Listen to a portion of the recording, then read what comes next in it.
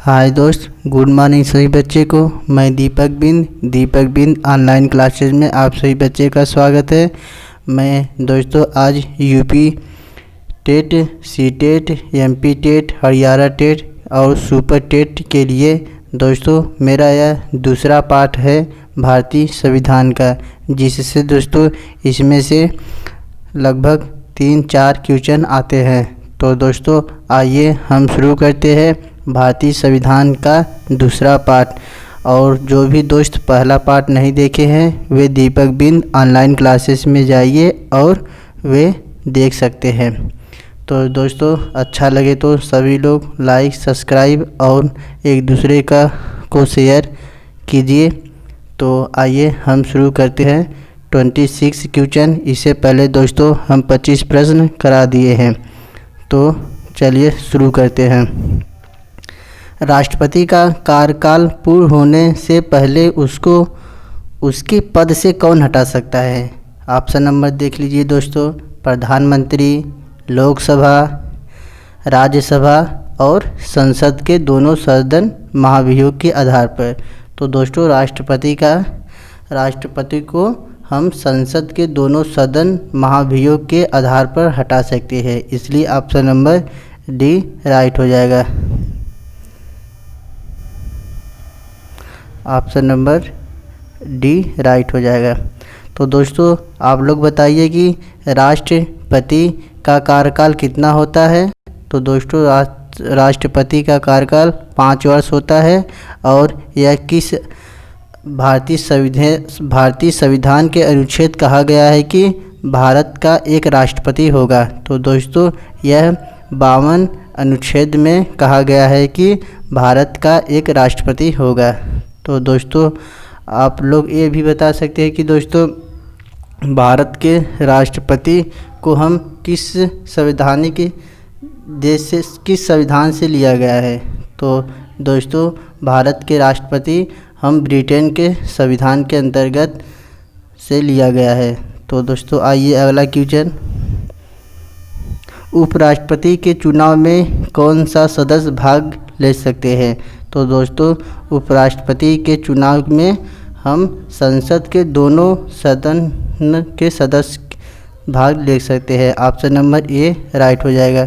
दोस्तों यहाँ निर्वाचित नहीं होगा, बस दोस्तों संसद के दोनों सदन के सदस्य भारत के उपराष्ट्रपति के चुनाव में भाग ले सकते हैं। तो ऑप्शन नंबर ए राइट।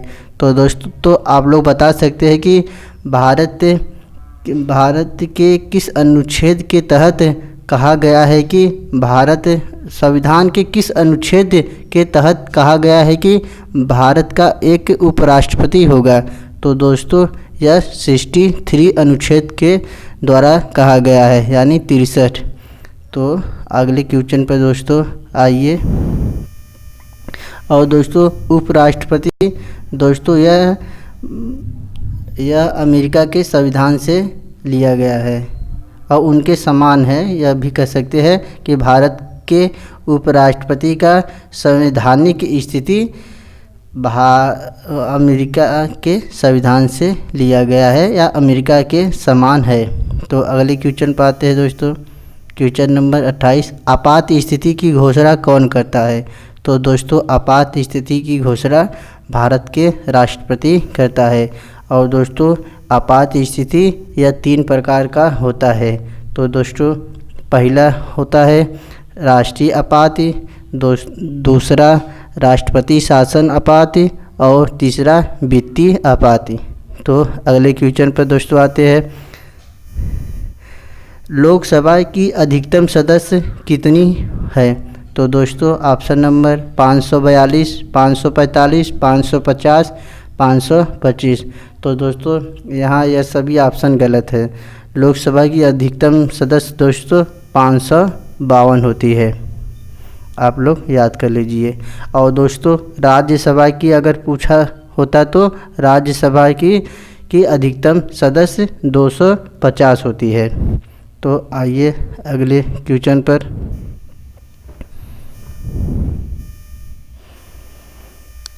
राज्यसभा के सभापति का चुनाव कौन करता है? यह दोस्तों बहुत महत्वपूर्ण क्वेश्चन है। आप लोग पहले दोस्तों आंसर आप अपने से बताइए, अपने से खुद देख लीजिए, तब मेरा आंसर सुनिएगा। तो राज्यसभा के सभापति का चुनाव कौन करता है? दोस्तों यह लोकसभा तथा राज्यसभा के सदस्य मिलकर राज्यसभा के सभापति का चुनाव करता है, यानी भारत के उपराष्ट्रपति का चुनाव। सभापति माने उपराष्ट्रपति, तो ऑप्शन नंबर सी राइट हो जाएगा। और राज्यसभा के सभापति कौन है? उपराष्ट्रपति। तो दोस्तों अगला क्वेश्चन पाते हैं। उच्च न्यायालय के किस प्रधान न्यायाधीश के राष्ट्रपति के रूप में कार्य करता है?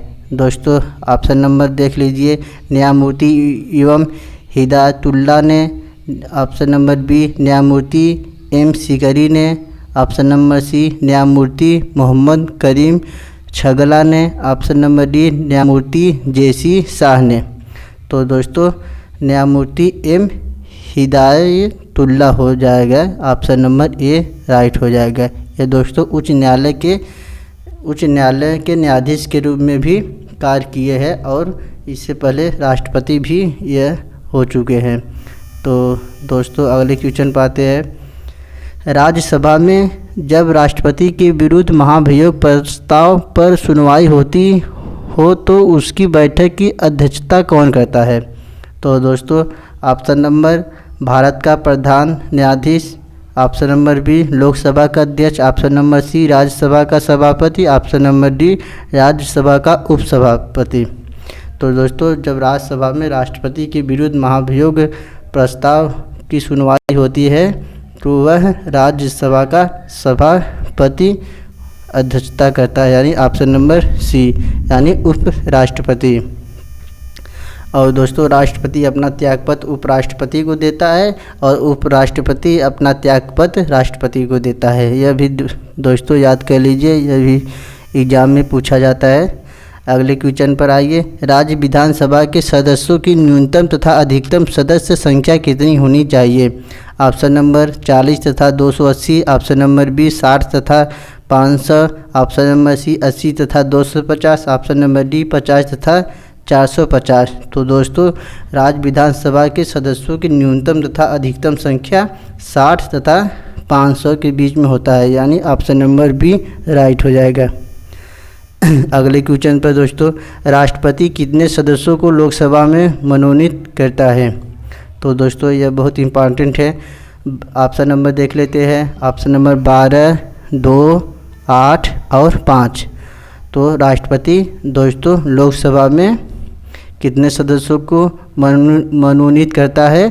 यह 2 सदस्यों को एंग्लो इंडियन के माध्यम से मनोनीत करता है, इसलिए ऑप्शन नंबर बी राइट हो जाएगा। अगले क्वेश्चन पाते हैं दोस्तों। केंद्रीय मंत्रिमंडल किसके प्रति उत्तरदायी होता है? ऑप्शन नंबर ए राष्ट्रपति, ऑप्शन नंबर बी संसद, option number C Lok Sabha, option number D Rajya Sabha. तो दोस्तों केंद्रीय मंडल यह लोकसभा के प्रति उत्तरदायी होता है, इसलिए ऑप्शन नंबर सी राइट हो जाएगा। अगला क्वेश्चन दोस्तों निम्नलिखित में से किसे भारतीय संविधान का जनक माना जाता है? तो दोस्तों आप सभी लोग जानते हैं भीमराव अंबेडकर भारतीय संविधान के जनक हैं। और दोस्तों डॉक्टर राजेंद्र प्रसाद जो भारत के प्रथम राष्ट्रपति है और यह दोस्तों झंडा समिति के भी अध्यक्ष रह चुके हैं डॉक्टर राजेंद्र प्रसाद। और दोस्तों पहले जब मंत्रिमंडल की बैठक हुई थी तो यह खाद्य एवं कृषि मंत्री थे। और पंडित जवाहरलाल नेहरू जो भारत के प्रथम प्रधानमंत्री हुए थे। और दोस्तों पंडित जवाहरलाल नेहरू संघ समिति के अध्यक्ष है। और दोस्तों सरदार वल्लभ भाई पटेल जिसे लौह पुरुष के नाम से भी जाना जाता है, यह दोस्तों मूल अधिकार समिति के अध्यक्ष थे सरदार वल्लभ भाई पटेल। तो अगले क्वेश्चन पर आइए। इसका दोस्तों भारतीय संविधान का जनक भीमराव अंबेडकर इसका राइट आंसर हो जाएगा। अगला क्वेश्चन दोस्तों निम्नलिखित में से किस भाषा को संविधान की 8वीं अनुसूची में मान्यता नहीं दी गई है? तो दोस्तों यह option number Angrezi, Oriya, option number C Sindhi, option number D Kashmiri. तो दोस्तों उड़िया, सिंधी और कश्मीरी को दोस्तों मान्यता मिल गई है, लेकिन अंग्रेजी को नहीं मिली है, इसलिए ऑप्शन नंबर ए राइट हो जाएगा। अगला क्वेश्चन, भारत का राष्ट्रपति किसकी सिफारिश पर आपात स्थिति की घोषणा करता है? ऑप्शन नंबर ए संसद, ऑप्शन नंबर बी प्रधानमंत्री, ऑप्शन नंबर सी प्रधान न्यायाधीश, option number D attorney general. तो दोस्तों भारत का राष्ट्रपति प्रधानमंत्री की सिफारिश पर आपात स्थिति की घोषणा करता है। ऑप्शन नंबर बी राइट हो जाएगा। अगला क्वेश्चन दोस्तों आइए 39, संघ लोक सेवा आयोग का सदस्य कब तक अपने पद पर बना रहता है? इसका दोस्तों ऑप्शन नंबर देखते हैं। ऑप्शन नंबर ए 5 वर्ष, ऑप्शन नंबर बी 7 वर्ष, ऑप्शन नंबर सी 6 वर्षों तक या 60 वर्ष की आयु तक इसमें से अधिक हो। ऑप्शन नंबर डी 6 वर्षों तक तथा 65 वर्ष की आयु तक या इसमें जो पहले हो। तो दोस्तों संघ लोक सेवा के सदस्य 6 वर्ष तथा 65 वर्ष की आयु तक या इसमें जो पहले, दोस्तों जो इसमें पहले या पूर्ण हो, यानी ये पूर्ण हो, जो पहले पूर्ण हो, तो यानी ऑप्शन नंबर डी राइट हो जाएगा। अगर दोस्तों राज्य संघ लोक सेवा की बात कहेगा तो दोस्तों यह ऑप्शन नंबर सी हो जाएगा, 6 वर्षों तक तथा 60 वर्ष की आयु तक तथा इसमें से अधिक हो। तो दोस्तों अगले क्वेश्चन पाते हैं 40 संविधान में कितने प्रकार के आपात स्थितियों का प्रावधान है? दोस्तों हम बता दिए कि आपात स्थितियाँ 3 होती है। एक होता है राष्ट्रीय आपात, दूसरा राष्ट्रपति शासन और तीसरा वित्तीय आपात। अगले क्वेश्चन पाते हैं दोस्तों, किस प्रावधान के आधार पर संविधान सभा का गठन किया है? कैबिनेट मिशन, अगस्त प्रस्ताव और वायबल प्लान और गवर्नमेंट ऑफ इंडिया एक्ट। तो दोस्तों भारत का संविधान कैबिनेट मिशन के आधार पर गठन किया गया है। ऑप्शन नंबर ए राइट हो जाएगा। अगला क्वेश्चन दोस्तों, संविधान सभा का चुनाव किसने किया? तो ऑप्शन नंबर सेंट्रल लेजिस्लेटिव असेंबलियों के सदस्यों ने, देश के सभी वयस्क नागरिकों ने, ऑप्शन नंबर सी प्रांतीय असेंबलियों ने, option number D viceroy council के सदस्यों ने। तो दोस्तों आप लोग जानते हैं कि भारतीय संविधान सभा का चुनाव दोस्तों यह प्रांतीय असेंबलियों ने किया था, इसलिए ऑप्शन नंबर सी राइट हो जाएगा। अगला क्वेश्चन पर दोस्तों आते हैं, संविधान सभा ने भारत के नए संविधान को कब स्वीकार किया गया? दोस्तों ऑप्शन नंबर 26 जनवरी 1949, ऑप्शन नंबर बी 26 जनवरी 1950, ऑप्शन नंबर सी 15 अगस्त 1947, ऑप्शन नंबर डी 26 नवंबर 1949। तो दोस्तों भारतीय संविधान दोस्तों यह 26 नवंबर 1949 में स्वीकार किया गया था और दोस्तों 26 जनवरी 1950 को लागू किया था। और इस समय दोस्तों 15 अगस्त 1947 में भारत का जो गणतंत्र दिवस मनाया जाता है, ये सभी लोग आप जानते होंगे 26 जनवरी 1949। तो अगले क्वेश्चन पर आइए दोस्तों, डॉक्टर राजेंद्र प्रसाद के अध्यक्ष चुने जाने से पूर्व संविधान सभा का अस्थायी अध्यक्ष किसे बनाया गया था? तो दोस्तों option number A Sardar Patel, option number B BR Ambedkar, option number C BN Rao, option number D doctor Sachchidananda Sinha. तो दोस्तों अस्थायी अध्यक्ष पहले 9 नवंबर 1946 में दोस्तों डॉक्टर सच्चिदानंद सिन्हा को अस्थायी अध्यक्ष बनाए गए थे। उसके बाद दोस्तों 11 दिसंबर 1946 में और डॉक्टर राजेंद्र प्रसाद को अस्थायी अध्यक्ष बनाए गए थे। 9 दिसंबर 1946 को डॉक्टर सच्चिदानंद सिन्हा अस्थायी अध्यक्ष और 11 दिसंबर 1946 में डॉक्टर राजेंद्र प्रसाद को अस्थायी अध्यक्ष बनाया गया था। तो ऑप्शन नंबर डी राइट हो जाएगा। और दोस्तों BN राव यह भारतीय संविधान के सलाहकार थे और BR अम्बेडकर जो भारतीय संविधान के जनक थे। अगला क्वेश्चन, संविधान सभा का संवैधानिक सलाहकार कौन था। तो दोस्तों अभी हम बताएं भारतीय संविधान का सलाहकार BN राव थे और डॉक्टर भीमराव अम्बेडकर ये दोस्तों संविधान के जनक थे, भारतीय संविधान के जनक।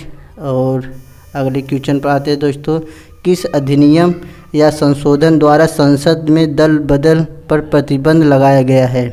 तो दोस्तों ऑप्शन नंबर ए राष्ट्रीय सुरक्षा अधिनियम, ऑप्शन नंबर बी जन प्रतिनिधित्व अधिनियम, ऑप्शन नंबर सी संविधान में 52वें संविधान द्वारा उपयुक्त में से कोई नहीं। दोस्तों तब दल बदल पर प्रतिबंध संविधान में 52वें संविधान संशोधन में लगाया गया था। ऑप्शन नंबर सी राइट हो जाएगा। अगले क्वेश्चन पर दोस्तों आते हैं, निम्नलिखित में किन राज्यों में पंचायती राज प्रणाली सर्वप्रथम शुरू की गई थी? तो दोस्तों आप बताइए पंचायती राज कब कहाँ सर्वप्रथम शुरू की गई थी? तो दोस्तों देखिए ये महाराष्ट्र नहीं हो जाएगा दोस्तों, यह राजस्थान है, राजस्थान और आंध्र प्रदेश में। दोस्तों आप लिख लीजिए आंध्र प्रदेश, आंध्र प्रदेश और राजस्थान में सर्वप्रथम पंचायती राज की शुरुआत हुई थी। पहले दोस्तों राजस्थान, उसके बाद आंध्र प्रदेश। तो दोस्तों राजस्थान में नागौर ज़िले में, और कब दोस्तों लाया गया था? यह 2 अक्टूबर 1959 में लागू किया गया था राजस्थान के नागौर ज़िले में। अगले क्वेश्चन पर आते हैं दोस्तों,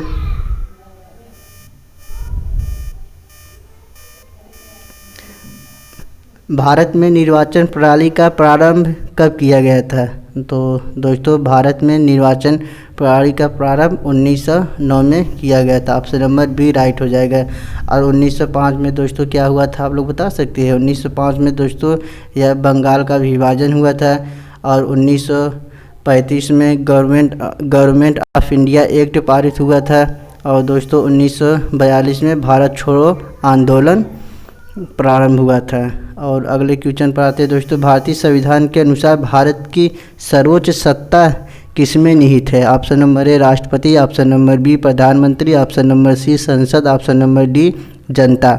तो दोस्तों भारतीय संविधान के अनुसार भारत की सर्वोच्च सत्ता जनता में निहित है।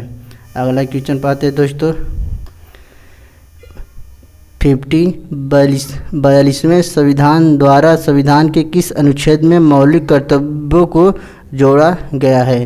तो दोस्तों मौलिक कर्तव्यों को भारतीय संविधान के 51A में जोड़ा गया है। ऑप्शन नंबर ए राइट हो जाएगा। तो दोस्तों मेरा 50 क्वेश्चन पूरा हो गया और आज का 25 क्वेश्चन, और इससे पहले मैंने और 25 क्वेश्चन करा दिया हूँ।